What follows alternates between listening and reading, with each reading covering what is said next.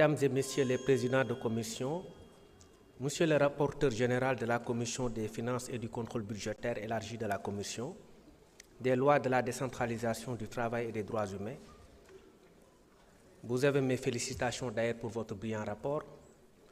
Monsieur le ministre des Finances et du Budget qui n'est pas là, Madame la secrétaire d'État auprès du Premier ministre, chargée des relations avec les institutions porte-parole du gouvernement, Mesdames et Messieurs les honorables députés, je voudrais vous remercier tout d'abord pour vos prières et encouragements et de l'attention particulière que vous avez portée à notre personne et à notre département.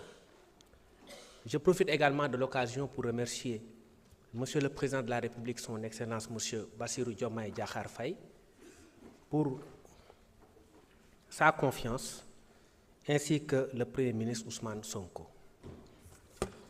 Plusieurs questions ont été agitées et je salue la maturité démocratique de notre pays, parce que vous verrez peut-être sous d'autres cieux des démocraties qui se disent majeures et qui n'ont pas ce niveau de débat.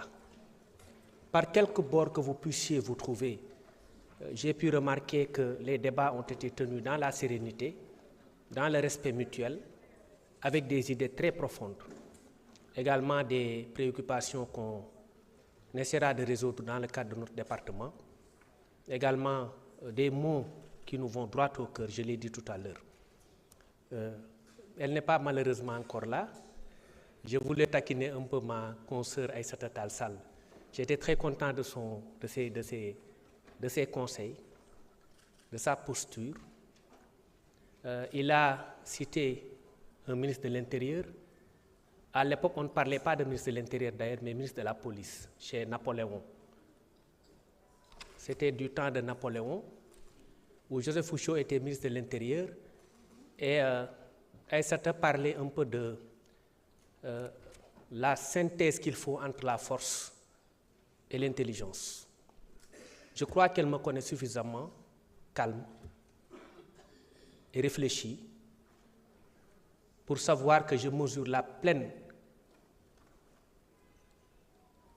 dimension de ma mission, que j'exécute avec tact et que j'exécute en respect des droits humains. Il ne m'appartient pas de faire de forcing ou de faire le forcing dans le cadre de mes relations avec les administrés, parce que moi je suis du bas peuple et ni ma formation ni mon parcours ne me déterminent à être violent vis-à-vis du peuple. J'appartiens à ce bas peuple. Je suis avec les petits commerçants. Le Premier ministre l'a dit récemment, ils auront notre soutien. Mais nous voulons simplement du donnant-donnant. Parce que la culture de la citoyenneté n'est pas négociable dans un pays. Il nous faut nous comporter en bons citoyens avant de réclamer des droits. Quand on réclame des droits à un État, il faut se comporter en bon citoyen. C'est du donnant-donnant. Ce que le Premier ministre Ousmane Sonko appelait le don de soi pour la patrie, depuis son livre Solutions de 2016, je crois. Et le don de soi, c'est le fait, par exemple, pour une personne de ne pas avoir ou d'avoir du scrupule à jeter quelque chose dans la rue, en se disant que cette rue-là, cette ruelle ou ce trottoir m'appartient. Et c'est à moi de faire en sorte que mon pays soit respecté et que mon pays soit digne. Le don de soi, c'est la contribution volontaire de chaque Sénégalais pour la patrie. Le don de soi, c'est aussi le fait, quand on est deux personnes et qu'on voit quelqu'un jeter quelque chose dans la rue, d'aller lui-même procéder au ramassage, elle-même procéder au ramassage de la chose et jeter ça dans la poubelle. C'est ça aussi le don de soi pour la patrie. Aïssata, vous me connaissez comme étant un avocat réfléchi et mesuré et pondéré. Ce que je fais, je le fais en étant à cheval sur les textes. Parce que moi, je suis un droit de l'homiste aussi. Quand on parle aujourd'hui de franchise universitaire, la question des franchises universitaires, Aïssata, est une question qui est réglée par les textes. L'intervention des forces de police au sein de l'espace universitaire est régie par la loi 94/79 du 24 novembre 1994 sur les franchises universitaires. Je pense que vous connaissez le texte mieux que moi. Et ce texte permet au recteur de procéder à des réquisitions. Mais qu'est-ce qu'on peut faire, nous, en tant que ministre de l'Intérieur, ou en tant que policier, ou force de défense et de sécurité, ou même en tant que gendarme? Si on n'exécute pas ces réquisitions, on sera en faute. Et ça, vous le savez. Vous êtes une brillante avocate.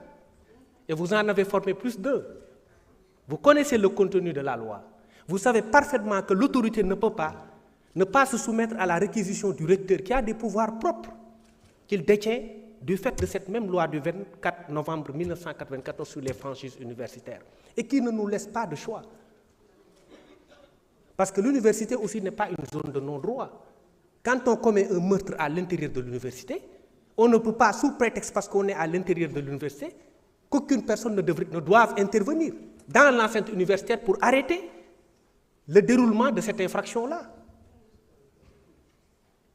Attention, parce qu'il y a des choses qu'on peut sortir ici, mais qui peuvent demain se retourner contre nous. Parce qu'il faut qu'on reste à cheval sur les textes. Quand on est dans le confort ou sur le confort des textes, on est à l'aise dans ce qu'on fait.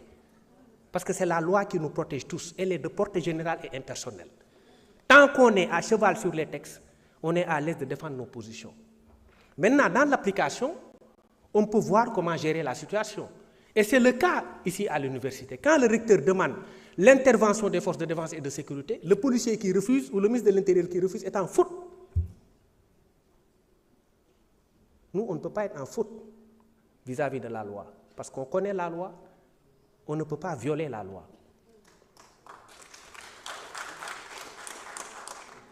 Il y a eu des incidents qui ont eu lieu. Le recteur a demandé à ce que, par réquisition, qu'on intervienne à l'intérieur de l'université. Et nous avons exécuté ces réquisitions-là. Par contre, les étudiants sont nos petits frères.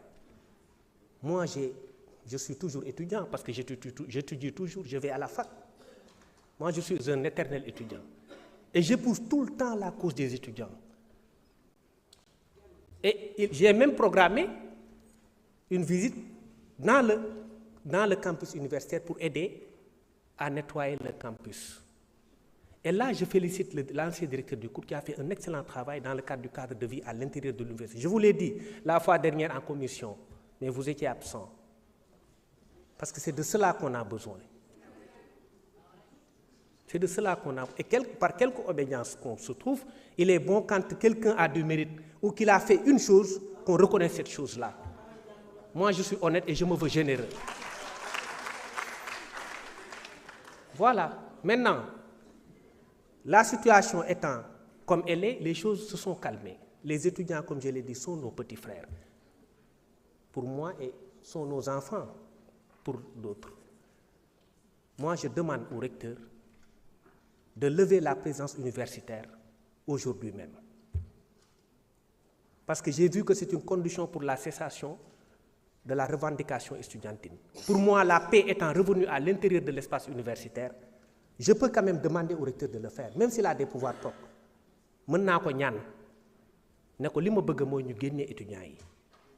Et d'ailleurs, dans notre nouvelle doctrine du maintien de l'ordre, les choses ont changé.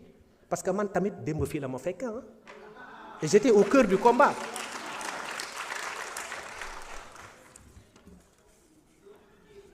Monsieur Sall, honorable député Thierno Alassane, avec tout le respect que je vous dois, vous avez parlé de blessures par balle. Honnêtement, je n'ai pas vu de blessures par balle. Et je vous dis qu'il n'y en a pas. En tant que ministre de l'Intérieur et de la Sécurité publique, je peux vous dire qu'il n'y a pas eu de blessure par balle. D'une part, je ne sais pas ceux qui vous ont informé, mais ils ne vont pas donner la bonne information. Je pense que c'est vos sources qui vous ont trompé. Maintenant, pour ce qui concerne les forces de défense et de sécurité, par contre, il y a eu des blessés au nombre de 29 et du côté également des étudiants. Ça, c'est vrai, il y a eu des blessés de part et d'autre. Mais il n'y a pas eu de bavure policière. Ce qui est une première dans notre doctrine, dans la doctrine du maintien de l'ordre. Parce qu'avant, il n'y avait pas que des bavures, hein, il y avait pire que des bavures. Et là, le fil est nous fait. De sorte que vous avez été obligé de faire voter une loi d'amnistie, pas vous. Mais bon, mes amis Aïssata et Abdou Mbow ont été obligés de recourir à une loi d'amnistie. Bon, moi j'ai une interprétation propre de la loi d'amnistie, mais je la garde pour moi-même. Je la garde pour moi. Parce que ça ne vous arrange pas. Mon interprétation de la loi d'amnistie ne va pas vous arranger.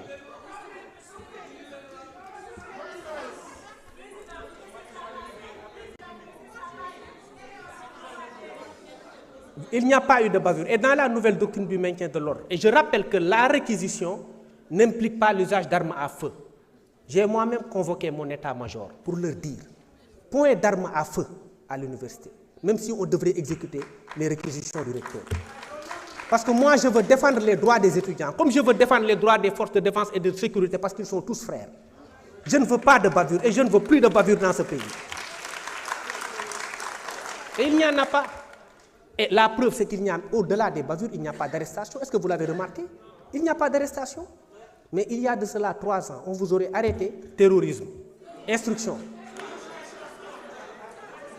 Mais parce que bu fekkee démb fii la ñu fekk ñun kenn mënuñu nax parce que démb fii la ñu fekk ñun fii démb fii la ñu fekk. S'il vous plaît. Maintenant, j'invite mes collègues à garder le calme, particulièrement honorable Abdou Mbow. Non, il n'y a que vous qui intervenez, qui interpellez directement le ministre, s'il vous plaît. Non, s'il vous plaît, et mes autres collègues aussi. Bon, man j'ai pas de problème, mën nañ waxtaan parce que dañuy waxtaan rek man mën nañ waxtaan, mën ngeen ma interpeller, mën ngeen ma dagg, mën ngeen wax lu ne, mais sama message dina jàll parce que man sénégalais yi laay waxal. En ce qui concerne maintenant le volet sécurité publique, foofu moom je l'ai dit Abdou man seetuma ku bokk APR wala ku bokk feneen man j'assume mon amitié avec Ousmane Sonko et je l'assume. J'assume même man dama bëgg Sonko et je l'assume, dama bëgg Sonko.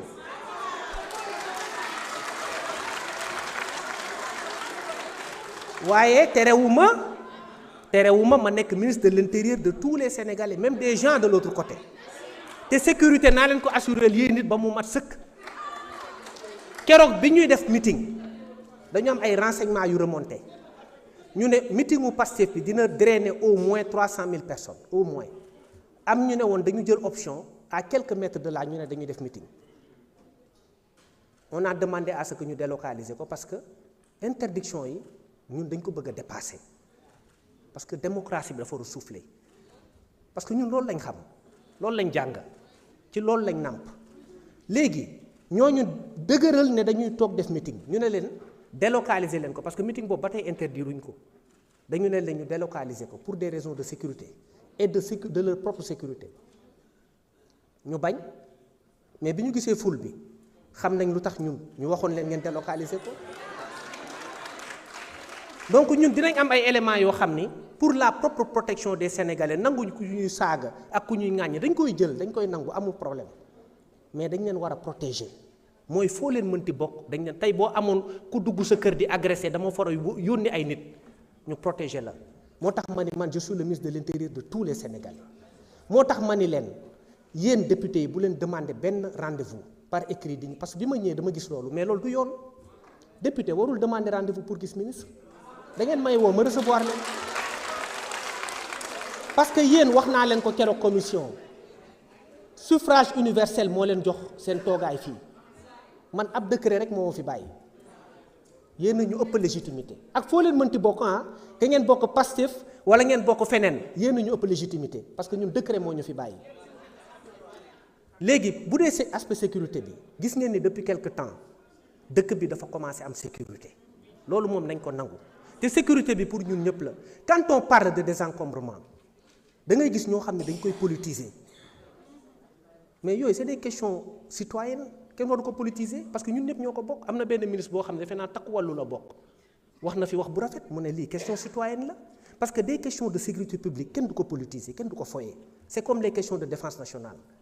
tey bu ñu nee diw waxuma ambulant yi parce que ambulant man xaw ma problème mu ambulant yi fu mu jógee ambulant mooy kuy dem koo xam ne du encombré man keroog fii tablier laa wax mooy nga jël trottoir gas ko samp ci sa table piétons yi di wàcc di taxaw ci tali bi di dox en concurrence avec les véhicules ñuy gaare di taxaw muy consommer gasoil ak carburant ak réchauffement climatique bi nga xam ne da koy engendrer avec les gaz à effet de serre rapport CETUD ne 203 milliards am kii moo koy causé loolu donc à partir de ce moment ñun foog ñu jóg jël ci ay solutions te nee naa les questions citoyennes ne peuvent pas être négociables un pays ne peut pas avancer sans la discipline parce que discipline ressource naturelle la Japon tey amul dara mais lan moo ko développé c'est la discipline te loolu c'est des choses yoo xamante ne ñun dañ ci taxaw te dinañ ko def ba mu mat sëkk incha allah te dañu bëgg Sénégalais aussi jàppale ñu les ambulants je n'ai aucun problème avec eux c'est nos frères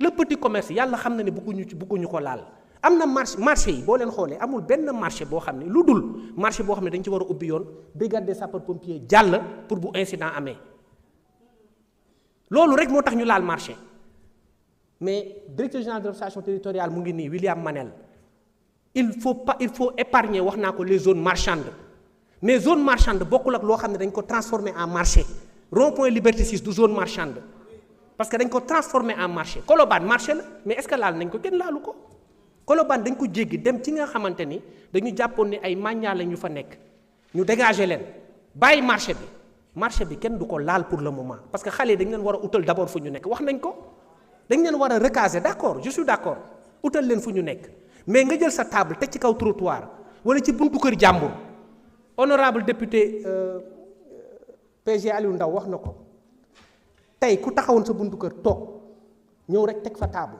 di jaay mais est-ce que di nga ko jox sommation est-ce que kooku am na droit yow juriste nga est-ce que am na droit am sommation da ngay ñëw ne ko sëñ bi fi nga toog du fii parce que dëkk bi aussi foog ñu ànd defar ko mais Sénégal mënul nekk un marché à ciel ouvert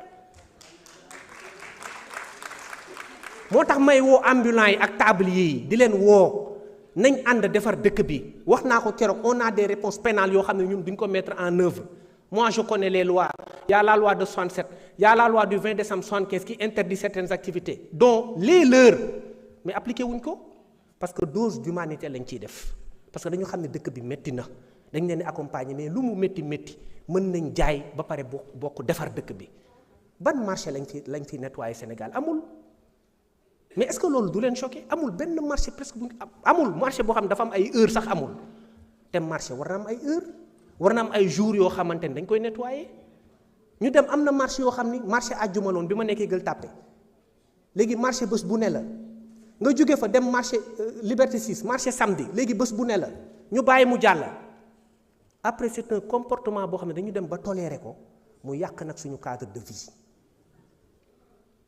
te loolu il faut une masse critique li Ousmane Sonko doon wax une masse critique de patriotes de gens qui sont conscients des enjeux qui ne pensent pas aux prochaines élections mais aux prochaines générations te ñun loolu lañ bëgg a nekk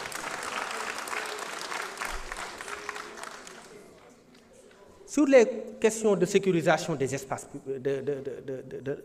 et de tranquillité publique avant may wax ci mendicité parce que temps bi bariwul sur les questions de sécurisation ñun chaque fois léegi au moins 3 fois par mois dañuy def ay opérations combinées police gendarmerie yoo xam ne man dama ciy bokk boo xoolee dëkk bi dafa commencé am jàmm au-delà de set bi muy set dafa commencé am jàmm am dal agression yi ñu daan noté yu bari armée dafa wàññeeku parce que man damay ànd ak sama gars yi moo tax dama leen di féliciter les forces de défense et de sécurité parce que ils sont très braves ñoom ak waa gendarmerie parce que le ministre de l'intérieur dispose de la gendarmerie en ce qui concerne la sécurité intérieure moo tax ñoom laay boole ñu agir dans le cadre d'une parfaite camaraderie ba pare moo tax dëkk bi Petite Côte dem nañ fa jóge fa dem Grand Yoff jóge fa dem Thiès te dinañ dem même ay Tambacounda lépp pour defar Sénégal ba nga xam ne sécurité dina fi am région lu mu sori dañ fa dem pour defar dëkk bi maintenant sur la question de la mendicité est devenue un fléau loolu encore le code pénal l'interdit la mendicité est devenue un fléau te dafa am beneen type de mendicité boo xam ne c'est animé par des personnes de nationalité étrangère qui ne sont pas des sénégalais li mu xamoon ci mendicité déjà sénégalais classiquement xamul woon dafa am kersa génn di tàllal loxo dañ daan def ci ay famille ñoo bokk ci ay famille di dimbalante mais chaîne de solidarité bi dagg am ñu génn di yalwaan parce que ñàkk moo tax bien que dañ ko tere mais dafa am beneen forme de mendicité boo xam ne c'est plus complexe encore mooy mendicité boo xam ne c'est entretenu par des personnes de nationalité étrangère. Or les lois de la CEDEAO permettent aux pays d'appliquer leurs propres lois. C'est-à-dire que la libre circulation des biens et des personnes n'interfère pas dans les lois pénales des pays. C'est ce qu'on appelle, ñun ci jargon pénal, le principe de l'autonomie du droit pénal. Ñun ñoo am suñu autonomie appliquer suñu texte. Or mendicité ak vagabondage dañ ko interdire au Sénégal. moo tax du ñu nangu benn étranger ñëw Sénégal di vivre de mendicité loolu dootuñu ko nangu tey dootuñu ko nangu ëllëg te de plus en plus boo xoolee mendiants yi fi nekkoon presque gisatoo leen fi centre ville amatul mendiant boori corniche amatul mendiant ak yeneen zone maa ngi répondre également ci question bi benn député posé sur les pousse-pousse ak machine à café yi ñuy jaayee ci mbedd bi chariot yi waxuñu Dakar yëpp loolu dañ ko interdire graduellement parce que doo ñëw rek attaquer un truc boo xamante ni benn commerce informel dans son ensemble loolu doo ko def moo tax dañ ko def par zone ce qu'on appelle les zones principales yi nga xamante ni dañ ko bëgg offrir en exemple corniche dañ fa tere yenn commerce yi parce que dañu dem ba corniche dañu doon gis ñu taxaw di jaay ay yére foofu ñii di jaay lii ñii di jaay lii ñii di jaay lii mu nekk benn mbuum mbaay boo xam ne bu ñu ko bàyyi woon suñu cadre de vie day yàqu maa ngi jot également alerte ñi nga xamante ne c'est des riverains Almadies ci code kii bi baie de Hann tamit yàqu na baie de Hann dañ ko transformé en dépotoir d'ordures alors qu'il y a de cela 20 ans wax naa ko keroog c'était l'une des plus belles baies au monde yooyu yëpp dañ ko war a récupérer te dinañ ko récupérer parce que suñu cadre de vie ñun ñoo ko moom civisme ak citoyenneté comme je l'ai dit kenn du ko négocier ñun ñoo ko moom sur les équidés très rapidement fas yi dafa am benn texte boo xam ne dafa tere ñu leen toroxal ça résulte du code des contraventions fas dafa noble Gandhi doon na wax ni doyen Alla Kane maa ngi lay gërëm di la sant ci remerciement yi c'est Gandhi qui disait que la grandeur d'un peuple se mesure à l'affect dont les populations ont véritablement pour les animaux gis nga bàyyi ma dafa noble waruñu jàpp fas di ko toroxal parce que fas dafa noble même alxuraan da ko tagg pourquoi ñu war a bàyyi yenn pratiques yi parce que fas dafa am bakkan nga jël charrette di ko yen ba mu fees ba fas bi di daanu du yoon ñu war a bàyyi également de la même manière divagation d'animaux yi am na ku ko wax loolu aussi c'est le code des contraventions qui l'interdit sur la voie publique da ngay dem ba centre-ville parfois nga daan gis parce que loolu nangootuñ ko nga daan gis ay nag ak ay xar yuy dox yàq également cadre de vie bi yooyu rafetul suñu dëkk ñun ñoo ko moom nañ ko defar wax naa ko keroog fii am na benn ministre bu ko fi rappelé ñun peut-être amuñu mais bëgg nañ lu baax ak fu ñu mënti nekk nañ ànd defar suñu dëkk ñun ñoo ko moom bu ñu nangu kenn di ñu ko yàqal parce que Sénégal suñu loxo lay mujjee donc dañ ko defar ba nga xamante ni bu ëllëgee on va léguer aux prochaines générations un pays ordonné un pays stable et un pays respecté parce que bu ma demee tey à l'international da ngay xam ne Sénégal dañ ko respecté mais gan yooyu di ñëw fii dañu war a gis dëkk bu tegu ci yoon dëkk bu rafet dëkk bu sell mais li ñuy bañ mooy bu ñu ñëwee fii après bu ñu demee xeeb ñu te loolu ñun waruñu ko nangu ñun ñoo moom suñu réew nañ ko ànd defar.